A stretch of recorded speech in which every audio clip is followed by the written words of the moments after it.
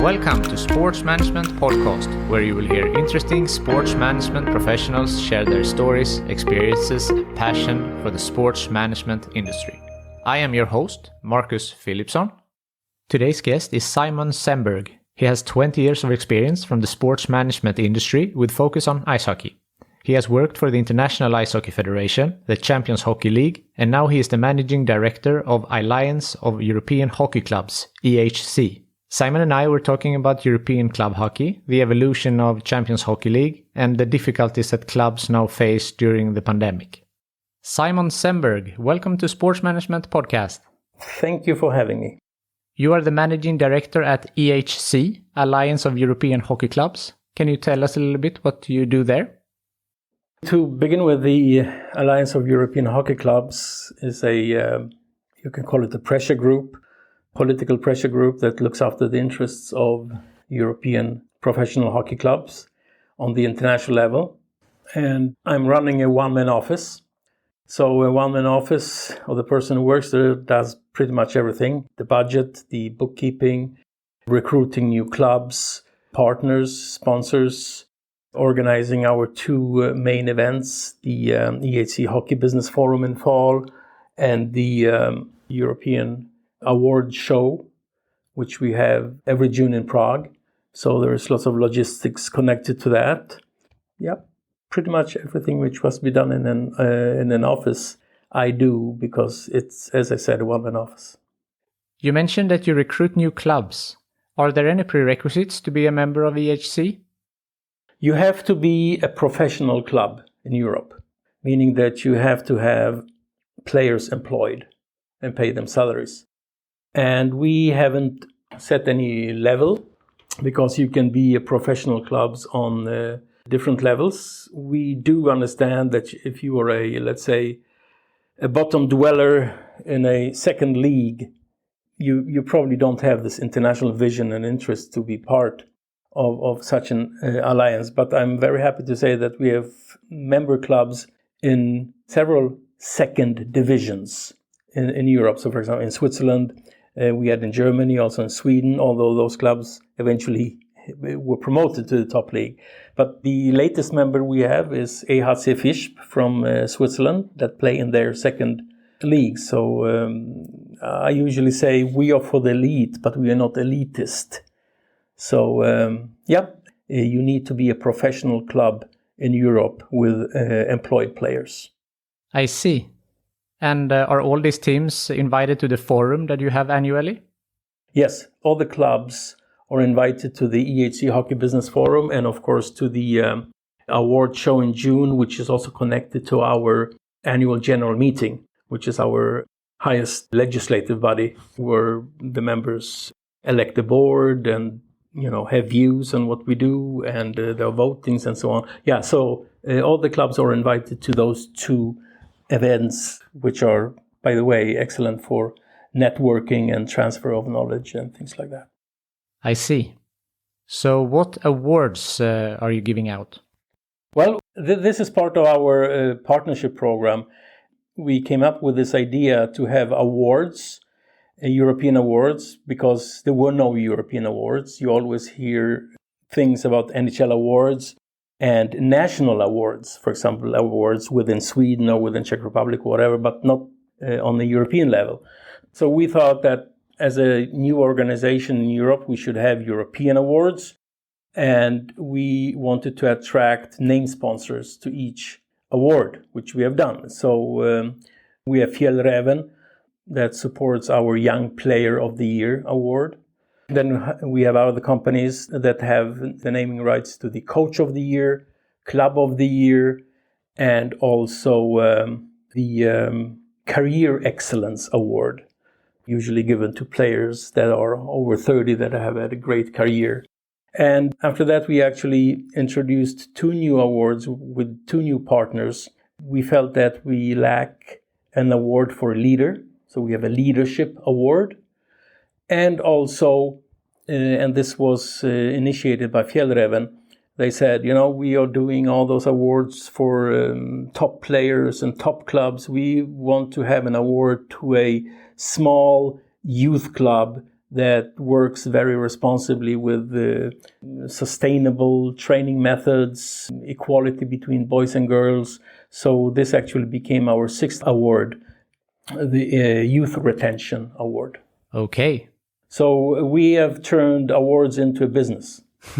I see. People always like awards. People like awards. It's a good business. Yeah. So you said before that you're working with professional hockey clubs. Is EHC also working with less developed ice hockey nations? Well, we do. If you mean that countries like Sweden, Finland, Czech Republic are the most well-developed, which I think most people would agree. Yes, we have member clubs from Hungary, from Romania, from Poland, from France. So definitely. And this is something which I realized is very, I would say, underestimated or unknown, that there are competitive professional leagues in those countries. Is there a development program or something similar in place for these less developed hockey countries?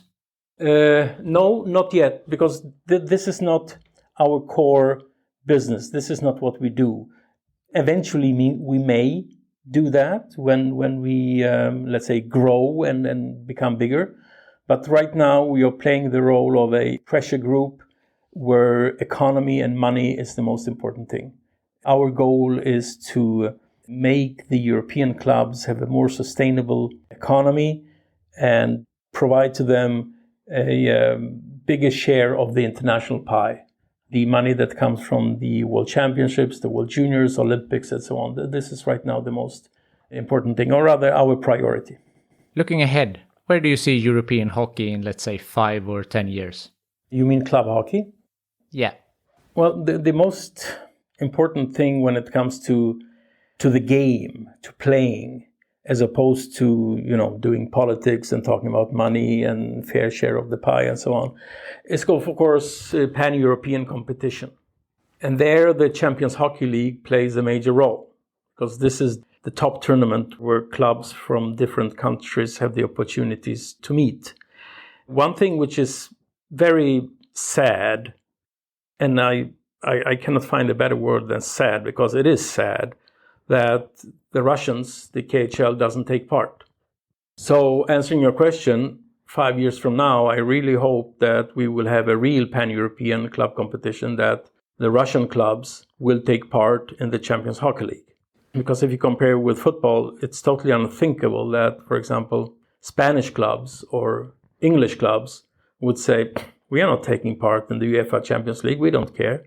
It's unthinkable, but unfortunately, in hockey, that's the case. And why this is the case, this is a very long story. So we would need a workshop for 2 days to explain this. But yeah, I'm hoping for a Champions Hockey League where all countries take part.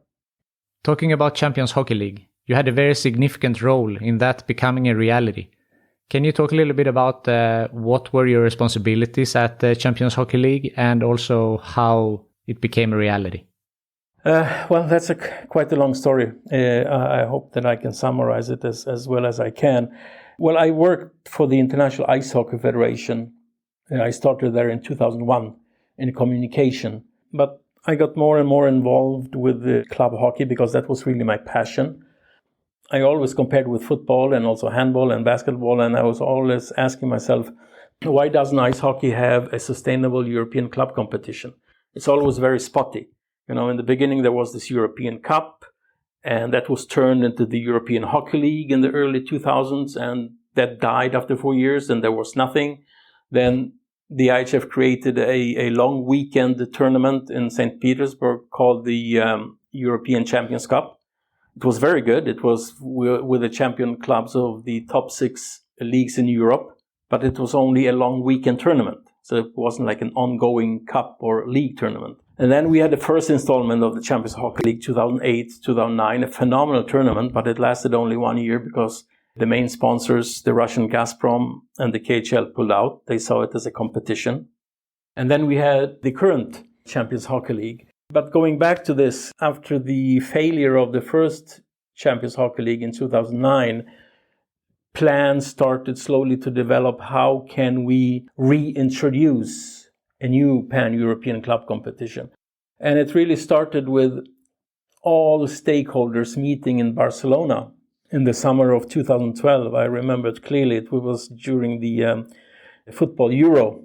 In the evenings, we were sitting watching football games, and during the day, we were discussing club hockey. Anyway, this meeting started a process where we were divided into different committees during 2013, trying to organize and start a new club competition.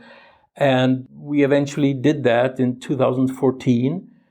And it was a deal between me and the General Secretary of the IIHF that in 2014 I would end my employment at the IIHF and start with the new Champions Hockey League, which was part of the IIHF's organization. So yes, I changed jobs, but I stayed in the same building and I had the same water cooler. We were only 4 people on the staff of the Champions Hockey League starting in 2014, and I was the chief operational officer, and I was in charge of communications as well. And I stayed there for 1.5 seasons before I returned to Sweden after 15 years in Switzerland.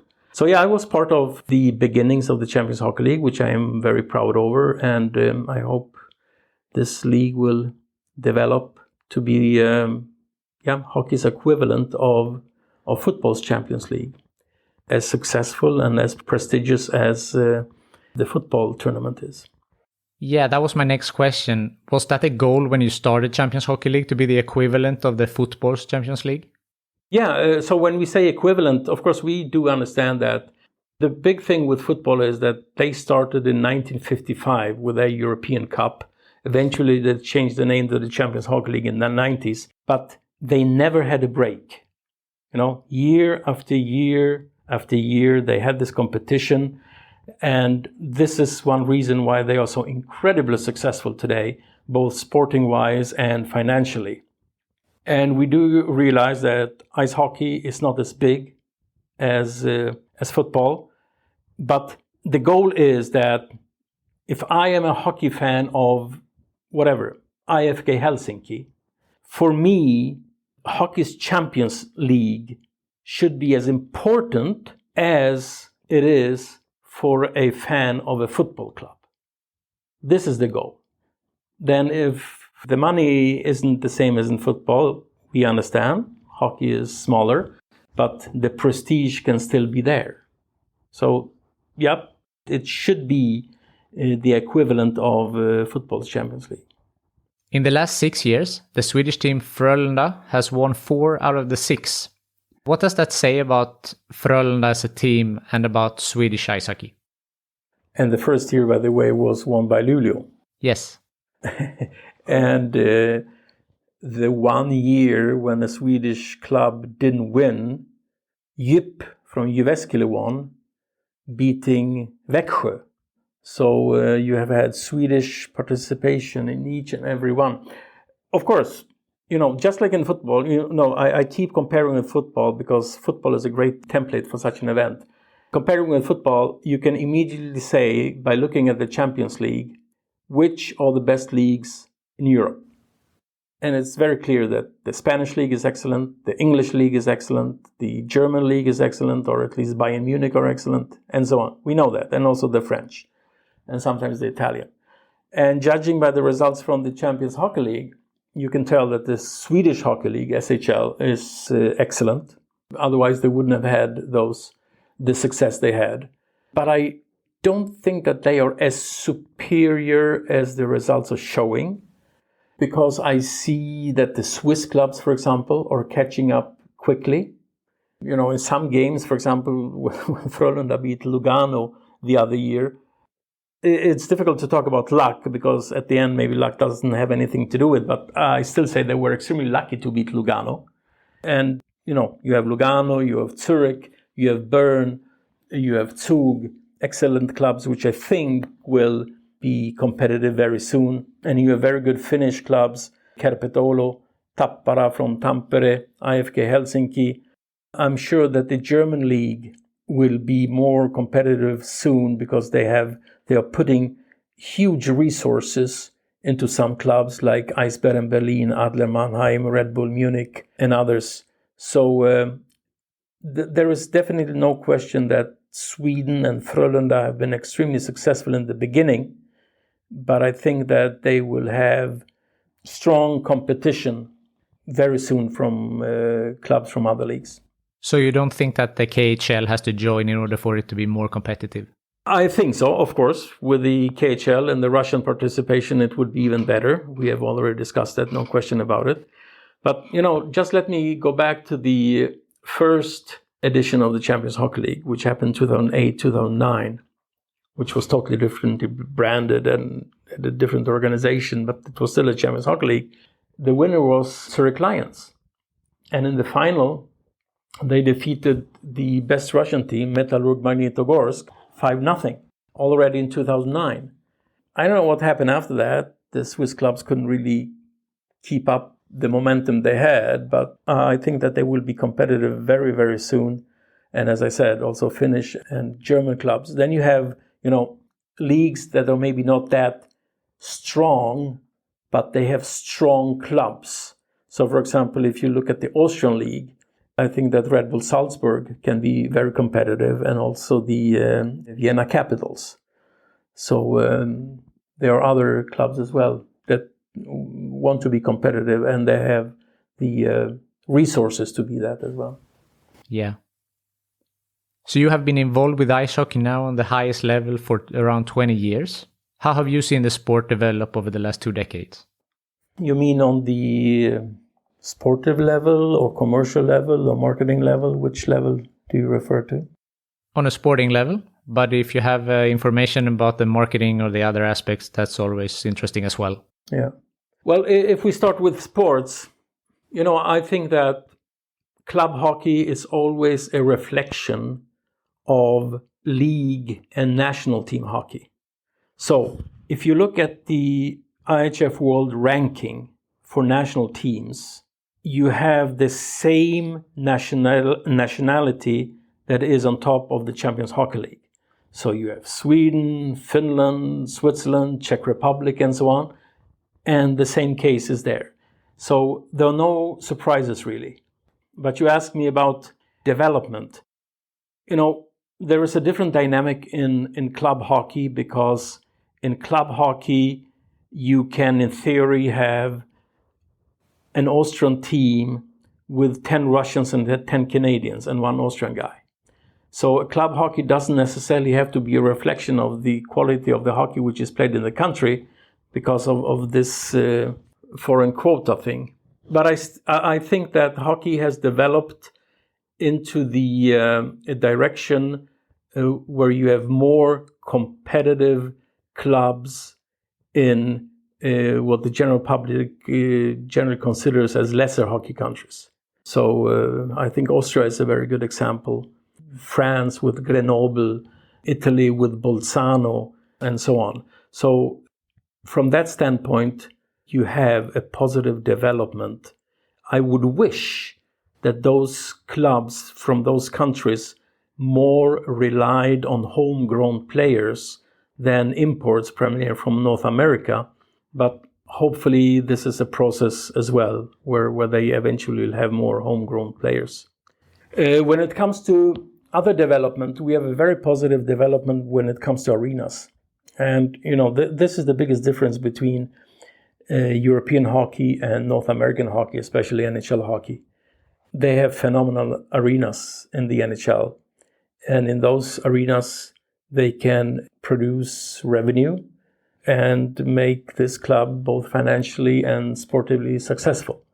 And we see this development in so many places in Europe. Zurich are right now building a wonderful new arena.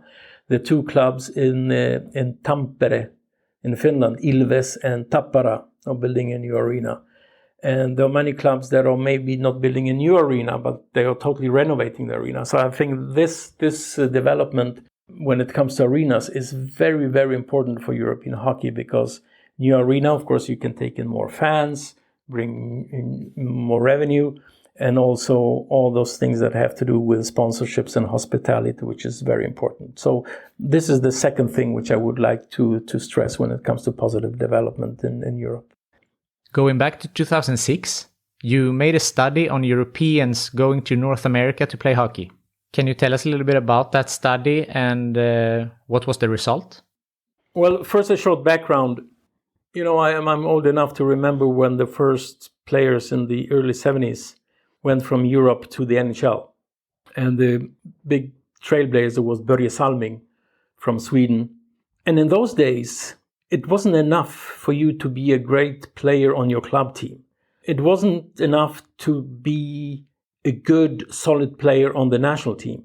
You needed to be an absolutely dominant player on your national team in order to be able, or in this category, to sign an NHL contract.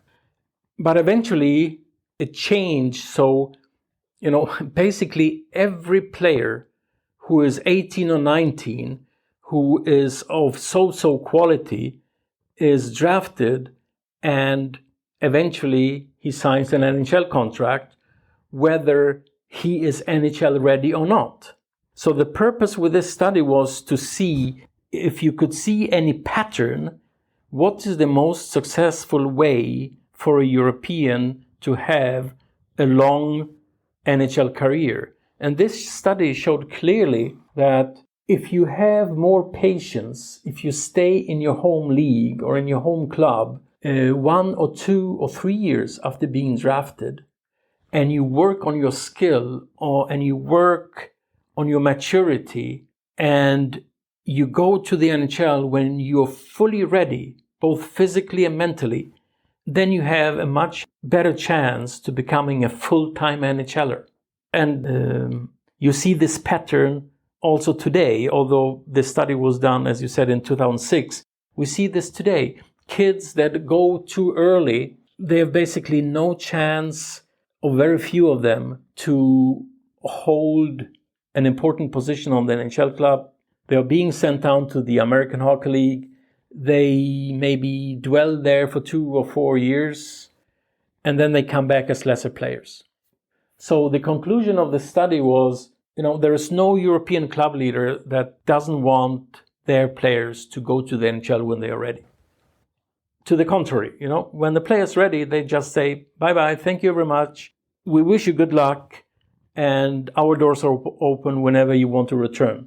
But as the situation is today, too many young Europeans go to the NHL before they are ready, and we lose lots of players that way. When I say we, I mean Europe, because for the NHL it doesn't matter, because for every player who fails, there are 10 others who want to take that spot. But that hurts European hockey, and that also depletes the leagues. As a last example, I think last year there were 130 Swedish players with an NHL contract. 130. And you don't have 130 Swedish players of NHL caliber.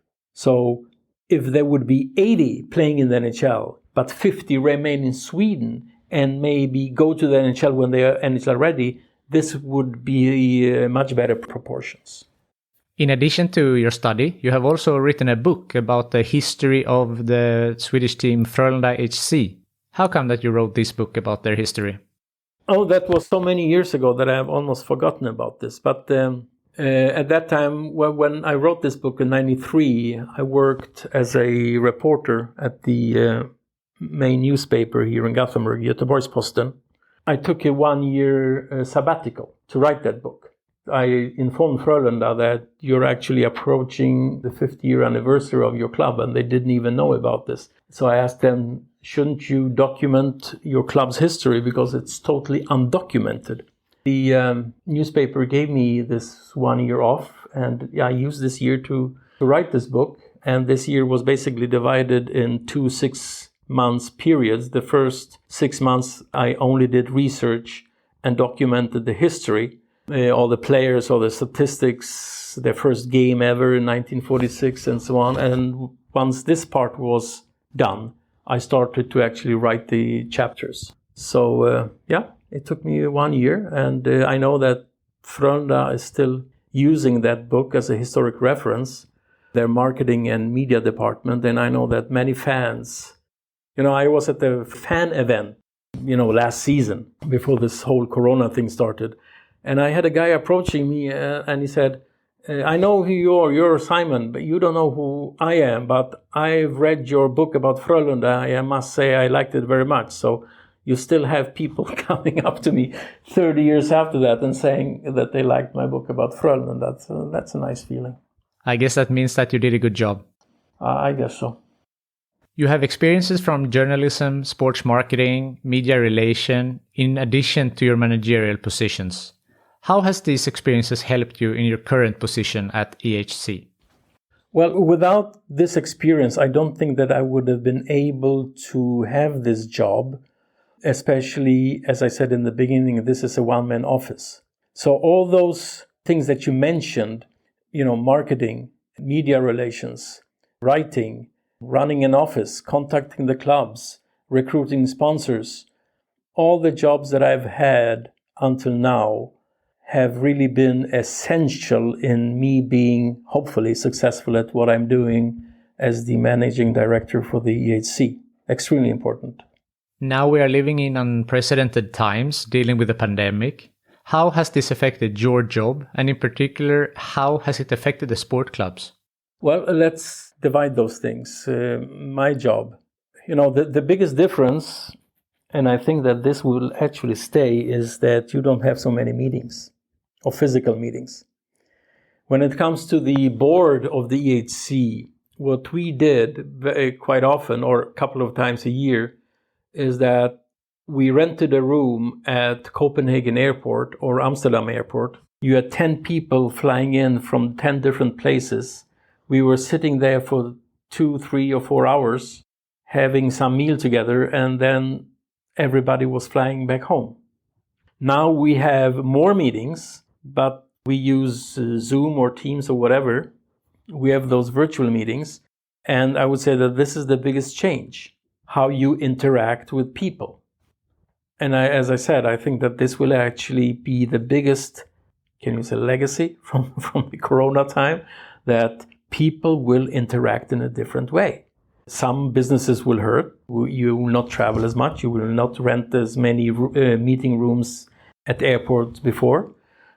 So they will have to adjust. But for us, the time you save and the money you save on sitting at home by your computer instead of traveling to an airport, it's immense. But this is more, let's say, logistical, organizational. I don't think that my job has changed so much when it comes to the core of what we do by being this political pressure group. Whether hockey clubs play or not, we still have the same job to do, to make sure that the clubs have a voice in the international hockey process and that they get the fair share of the pie. But then you asked about the clubs. For them, huge. I mean, this is unprecedented, and we don't know about the attendance. If the arenas can be filled 30%, 50%, or 75%. And I would say on an average, a European club has between 35, sometimes 50% of their revenue from match day activities. And match day, mainly tickets, but also, selling hamburgers and Cokes and stuff and merchandise. So without this 35, 50%, some clubs, I'm afraid, will maybe not survive. Without fans, professional sports cannot exist. Is there anything that the EHC can do for the teams and the players in these difficult times? Well, when this whole thing started in March, our board was thinking, what can we do? And obviously, a one-man office, a young organization, this huge pandemic, what can we do? There's not so much we can do. But what we did is that since many club people had less to do, there were no games, we did, I think, 6 or 7 or 8 tutorials, webinars, where we invited people from all clubs to join, and we chose topics which referred to the pandemic. How can you navigate through the pandemic? What is the new normal? Safe return to play. And we contacted the best expertise in each field, and we held those tutorials or webinars for our club members. And it was extremely successful. So for each webinar, we had between 40 or 60 participants. And given the fact that we have 80 plus clubs, that was, a large chunk of our clubs took part in this. So this was our way of showing that we care and we can assist you with sharing this knowledge from those experts on those various fields. A recurring question on this podcast is if you have experienced any difficulty in your career and how did you overcome these? Is dealing with the pandemic the most challenging thing you have experienced in your professional career? Well, this thing with Corona is obviously unprecedented, and we are still trying to adjust. So this is definitely the biggest, let's say, negative happening in my professional career. And as I said, it doesn't affect me so personally, but it affects our members. And that hurts. Because if our members go broke, we don't have alliance, and alliance always depends on membership. So it goes without saying. Personally, my last years in Zurich weren't what I expected. It had both to do with the personal, private situation that my family had moved home, and the last 3-4 years in Zurich, I was alone, and it wasn't the perfect situation. And when I switched from the IIHF to the Champions Hockey League, although this was really a dream job for me, I really wanted to work for the Champions Hockey League, and I felt I was done with the IIHF. I was done with national team sports. I wanted to work with club hockey. This period at the Champions Hockey League wasn't really as fun as I envisioned. There were many reasons for that, but I don't want to dwell on that right now.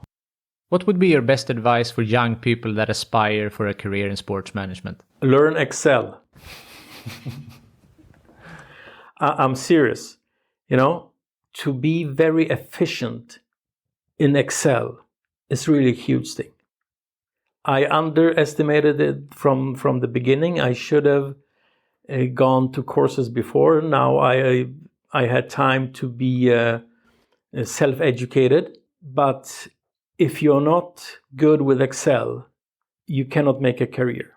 Of course, if you know Excel, it's not enough because you need to know what to do with numbers and how to get those numbers and basic knowledge in economy.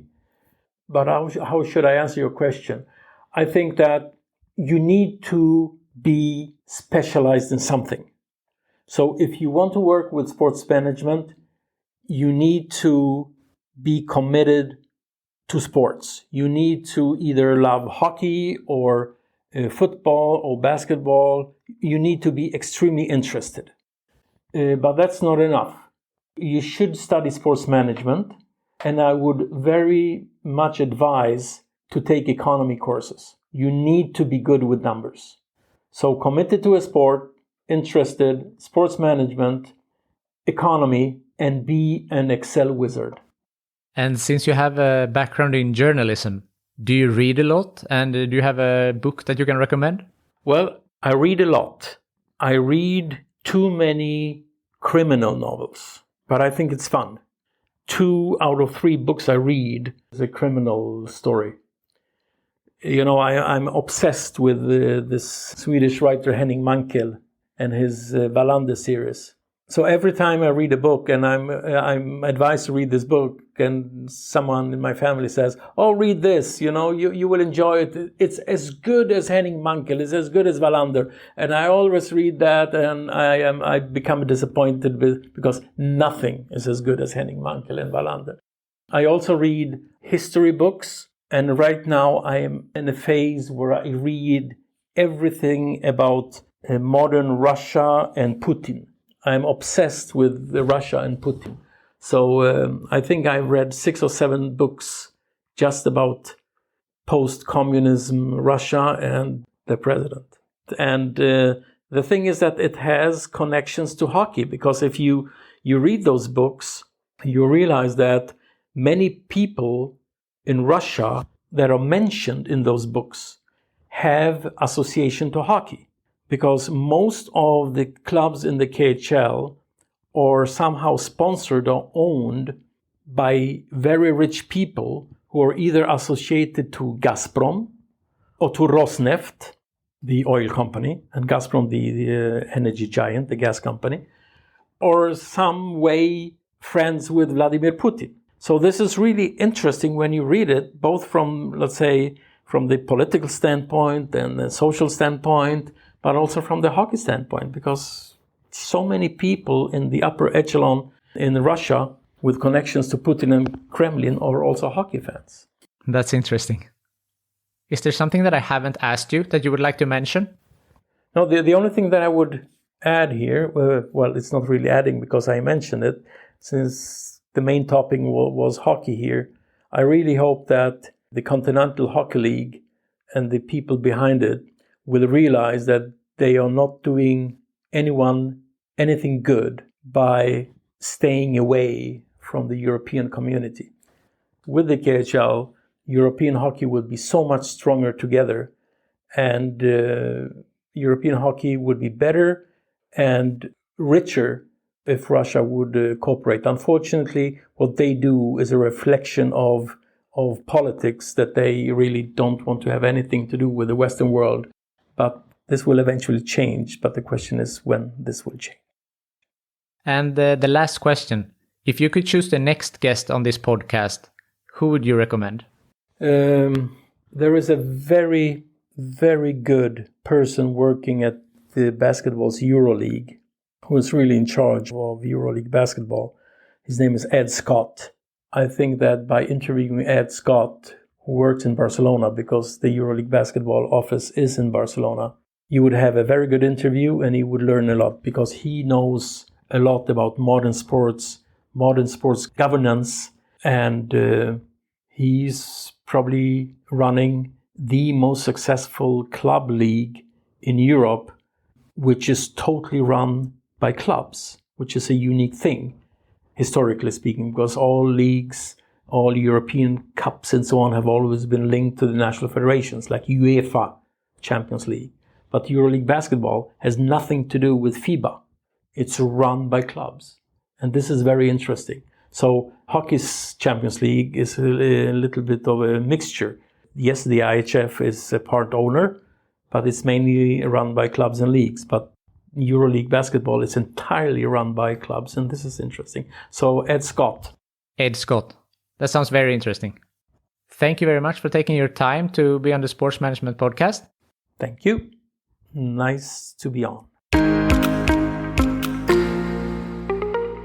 Thank you for listening to Sports Management Podcast. Do you have thoughts or ideas about this podcast, or do you know someone that I should interview next?